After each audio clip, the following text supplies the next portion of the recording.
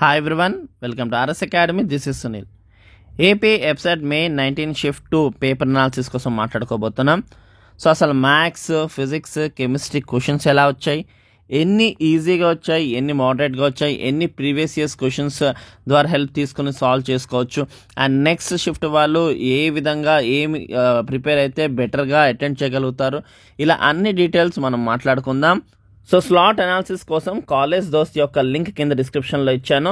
Just మీరు ఆ link click చేస్తే సరిపోతుంది. మీ నేమ్ ఎంటర్ చేయండి, it's enough. So A analysis కావాలి, ఏ స్లాట్ కావాలి, 18th ఏంటి అన్నది క్లియర్గా మీరు సెలెక్ట్ చేసుకుంటే ఇట్స్ ఎనఫ్. మీ కళ్ళ ముందు ఈజీగా అది వచ్చేస్తుంది. ఓకే, లింక్ కింద డిస్క్రిప్షన్లో ఇచ్చాను, ఖచ్చితంగా క్లిక్ చేయండి. సో ఫస్ట్ మ్యాథ్స్ కోసం మాట్లాడుకుంటే అరౌండ్ 30 క్వశ్చన్స్ ఈజీగా సాల్వ్ చేసినట్టు ఉన్నాయి. లైక్ అది ప్రీవియస్ ఇయర్స్ క్వశ్చన్స్ నుంచి లేదా బేసిక్ ఫార్ములాస్ నుంచి ఈజీగా సాల్వ్ వితౌట్ ట్విస్ట్ లేకుండా కొంచెం ఈజీగా మాదిరి అడిగింది. ఒక 30 క్వశ్చన్స్ ఉన్నాయి. అండ్ మిగతా 50 క్వశ్చన్స్ కూడా మనకి మోడరేట్ టు టఫ్గానే ఉన్నాయి.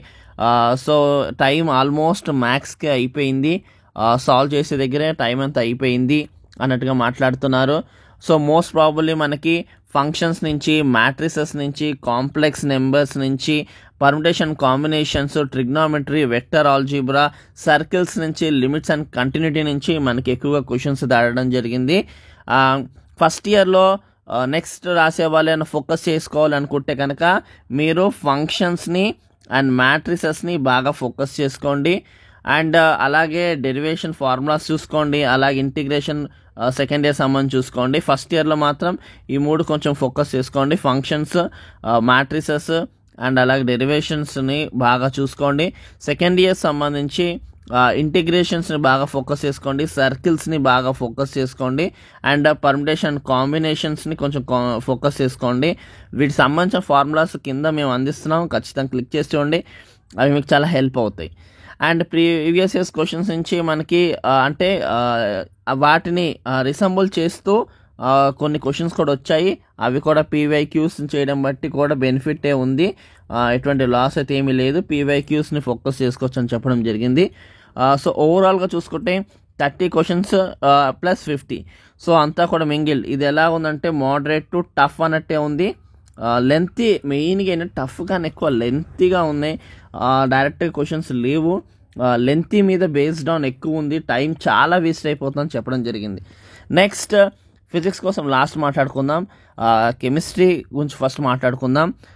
సో కెమిస్ట్రీ కొంతవరకు పర్లేదు, ఫిజిక్స్తో కంపారిజన్ చేస్తే కెమిస్ట్రీ కొంచెం మనశ్శాంతిగా అనిపించింది అన్నారు.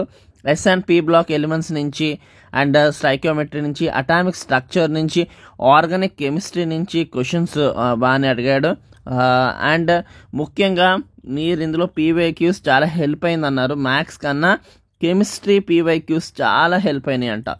సో కెమిస్ట్రీలో మీరు పీవైక్యూస్ని ఫోకస్ చేసుకోండి, చాలా హెల్ప్ అవుతుంది. కెమిస్ట్రీ ఒక్కసారి క్విక్ రివిజన్ పీవైక్యూస్ మన దగ్గర ఉన్నాయి, కింద ఇస్తున్నాం డిస్క్రిప్షన్లో. అవి జస్ట్ మీరు చూసుకుంటూ వెళ్తే మీకు ఒక ఐడియా వస్తుంది, చాలా హెల్ప్ అవుతాయి. సో మెయిన్గా మీరు కెమిస్ట్రీని మాత్రం చాలా జాగ్రత్త తీసుకోండి, ఇది మీకు స్కోరింగ్ హెల్ప్ అయ్యే అవకాశం ఉన్న సబ్జెక్ట్ ఇది. అండ్ అలాగే హైడ్రోకార్బన్స్ మీద కూడా ఫోకస్ చేసుకోండి. ఇందులో వచ్చి అరౌండ్ మనకి 18 to 20 మోడరేట్గానే ఉన్నాయి. మిగతావి కూడా కొంచెం అంతే, మరి టఫ్ అని అనక్కర్లేదు కానీ పర్లేదు. సో ఓవరాల్గా చూసుకుంటే 18 దాకా ఈజీ, అండ్ అరౌండ్ ఒక 22 వరకు మాత్రం ఒక మోడరేట్గా అడగడం జరిగింది. మోడరేట్ టు టఫ్, టఫ్ అంటే ఒక 5 వరకు టఫ్ ఉన్నాయి అన్నట్టుగా చెప్తున్నారు. 5 నుంచి 6 టఫ్ ఉన్నాయి, మిగతావి అన్నీ కూడా మోడరేట్లోకి వస్తాయని చెప్పడం జరిగింది. ఇకపోతే ఫిజిక్స్ మాత్రం ఏమాత్రం మ్యాథ్స్కి తక్కువ లేదు, జేఈఈ మెయిన్స్ లెవెల్లో టఫ్నెస్ ఉంది ఫిజిక్స్ అనేది చెప్పడం జరిగింది. ఫిజిక్స్ మాత్రం లెంతీ క్వశ్చన్స్, సో అసలు ఏంటి అన్న విషయం అర్థం చేసుకోవడానికి టైం పడుతుంది. క్వశ్చన్ అంత ట్విస్టెడ్గా, అంత లెంతీగా ఉన్నాయి. క్వశ్చన్స్ మనకి లాస్ ఆఫ్ మోషన్ నుంచి, గ్రావిటేషన్ నుంచి, థర్మోడైనమిక్స్ నుంచి, కెపాసిటెన్స్ నుంచి, ఎలక్ట్రిక్ ఛార్జెస్ అండ్ ఫీల్డ్స్ నుంచి, కైనెటిక్ థియరీ, వేవ్స్ నుంచి అడగడం అయితే జరిగిందని చెప్పడం జరిగింది. And mechanical properties, wave optics, electric charge, current, electricity, ఇలాంటి చాప్టర్స్ నుంచి అడగడం జరిగింది. క్వశ్చన్స్ మాత్రం చాలా టఫ్ ఉన్నాయి. ముఖ్యంగా ఎంతో కొంత గెస్ చేయాలంటే కూడా మనకి బేసిక్స్ కావాలి. సో దానికి సంబంధించిన మినిమం బేసిక్స్ అది చూసుకోకపోతే మాత్రం ఎక్కడ మనకి ఫిజిక్స్లో అయితే చాలా దారుణంగా ఉందని చెప్పడం జరిగింది. ఓన్లీ ఒక 6 వరకు మాత్రం ఏదో అలా చేయగలుగుతున్నాం, మిగతా చెప్పొద్దు అనేది ఎక్కువ చెప్తున్నారు. కొంతమంది బెటర్గా ఫిజిక్స్ ప్రిపేర్ అయిన వాళ్ళు మాత్రం ఒక 12 to 14 క్వశ్చన్స్ మాత్రం ఈజీ సాల్వ్ చేసేటట్టు ఉన్నాయని అంటున్నారు. కానీ మోస్ట్ ఆఫ్ స్టూడెంట్స్ మాత్రం అసలు 5 to 6 అసలు ఫిజిక్స్ పేపర్ గురించి మాట్లాడొద్దు అన్నట్టుగా అంటున్నారు. జేఈ మెయిన్స్ కన్నా టఫ్నెస్ ఫిజిక్స్లో ఎక్కువ చూసారని చెప్తున్నారు. ఓవరాల్గా ఆన్ అన్ యావరేజ్ ఒక 68 to 72 మార్క్స్ ఈజీగా స్కోర్ చేసినట్టు ఉంది పేపర్. ఇందులో టాప్ మార్క్స్ 148 వరకు చేసుకోవచ్చు అన్నట్టుగా అంటున్నారు. 148 వరకు టాప్ మార్క్స్ వచ్చే అవకాశం ఉందంట ఈ సెట్కి. సో దీన్ని బట్టి నెక్స్ట్ సెషన్స్ వాళ్ళు మీరు ముఖ్యంగా రెండిట్ల మీద ఫోకస్ చేయండి.